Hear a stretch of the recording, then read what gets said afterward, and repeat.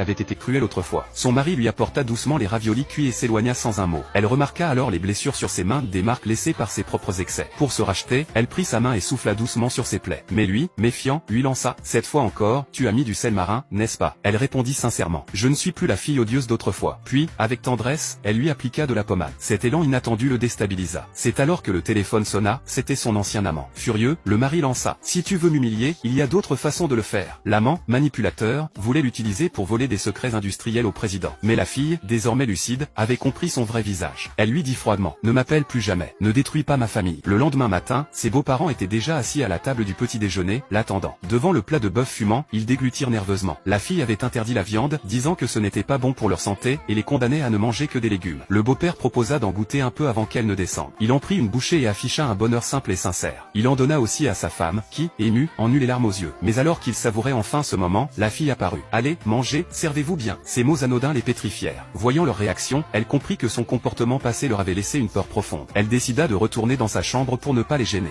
Mais eux, paniqués, crurent qu'elle était fâchée. Ils se mirent aussitôt à chercher comment la calmer. Quand elle revint, son beau-père lui présenta un fruit du dragon dont il avait retiré soigneusement les graines, pensant lui faire plaisir. Elle voulut s'approcher, mais ils reculèrent d'un bond. Elle le rassura avec douceur.